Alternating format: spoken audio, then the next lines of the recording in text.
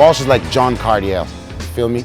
One of the main guys to actually get the West Coast to recognize the East Coast. Such raw energy and like really like makes skateboarding look like an art form. Like his backside ollies are insane. Like born and raised in Montreal.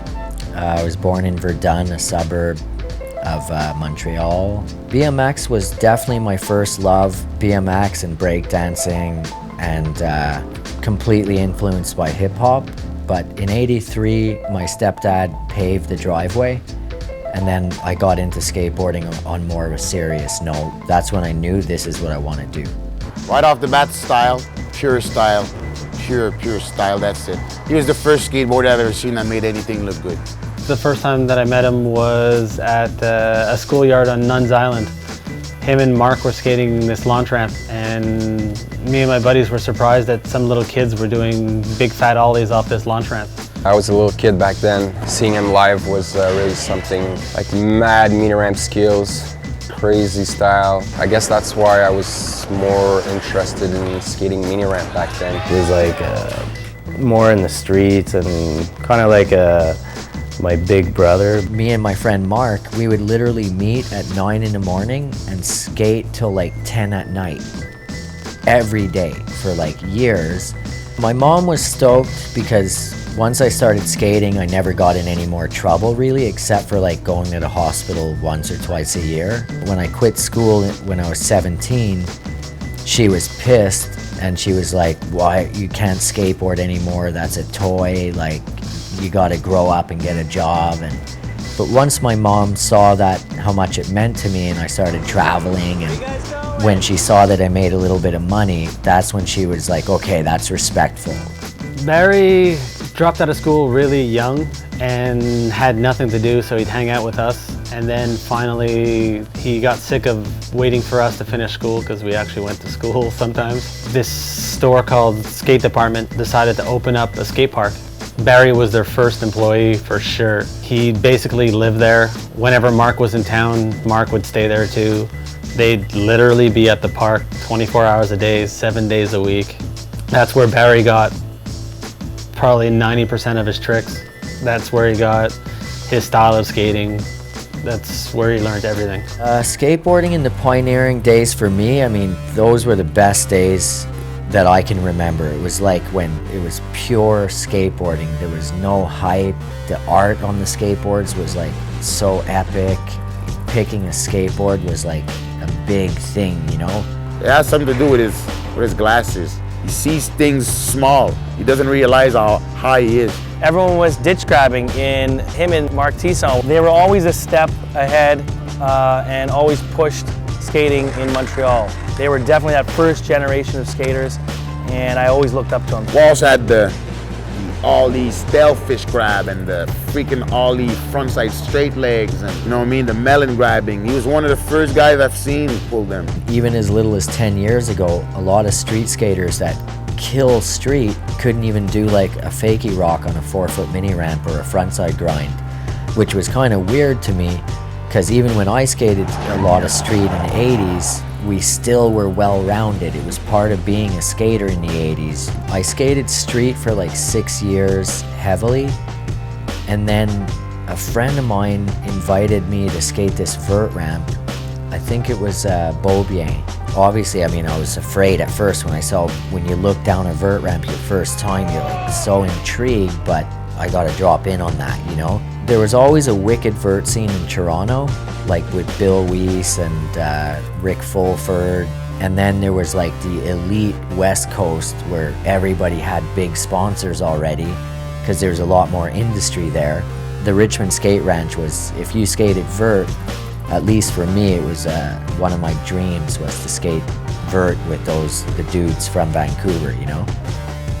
He's the one that opened my eyes to actually get me pumped to actually go out and move to Vancouver.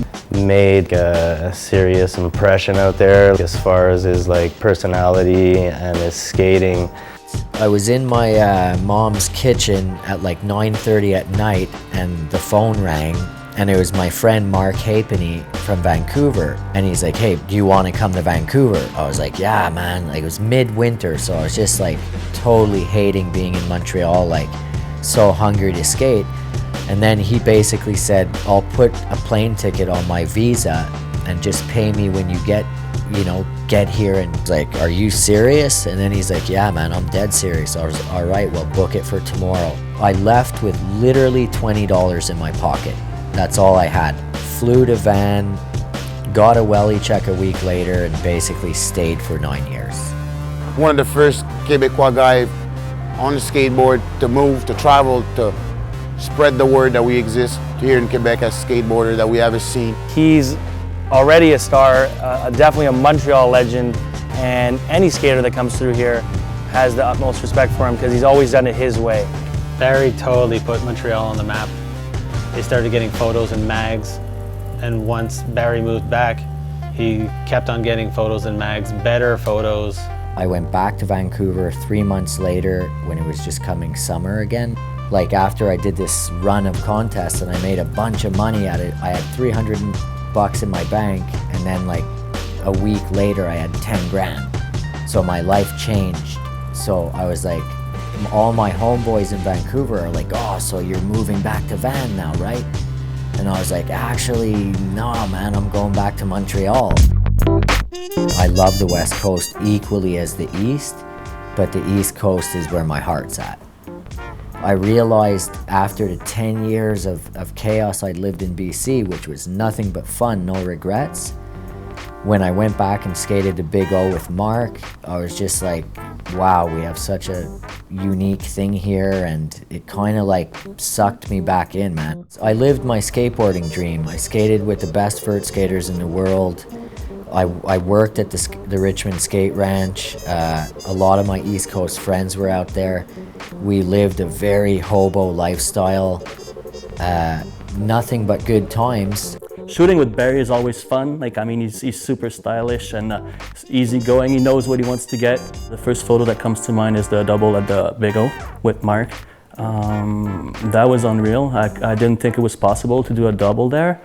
And then after that, they did a bunch, like different ones. Like Mark was doing backtail, backsmith, revert, whatever. They did a bunch.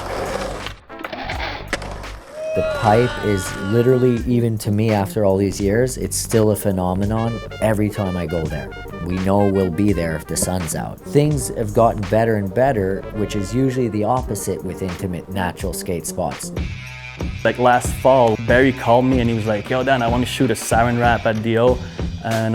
And we got the sequence, and yeah, I was blown away. Like, the dude is 40 years old and he's still learning new tricks at DO. With skateboarding, the thing that keeps making me come back is that I still have that fire in my spirit that wants to do it, you know?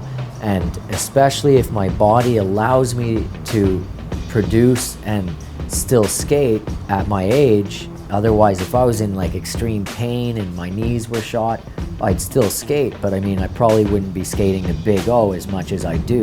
It's still like, it still makes me want to groove, you know? So, and I have such good friends that have been around me that also think the same way and skate for the same reasons, that every session is basically like a dream come true. He pretty much just does what he wants to do. He's a free spirit, definitely. And He never went to California to go for it. He always did it his way. And I don't think he seeks out the fame part of it from skateboarding. The guy is 100% passion. He skates to this day, you know, ripping, you know. I don't know how to put it, but I've never really had a career. And people always ask me, oh, when are you going to retire? I go, I can't retire. I don't have a career. Skateboarding to me has been my escape in like this rat race of Babylon, to be honest with you. When I found skating, it gave me such a freedom that money could never buy. Skateboarding really, really, really gave me a chance to live a very fun, energetic, artistic lifestyle. Living the passion of what I love to do in life, so I really couldn't complain, you know? I'm more than grateful because I still skate. I've accomplished 20 times more than I would ever thought I would have, and I never planned to skate this long, to tell you the truth.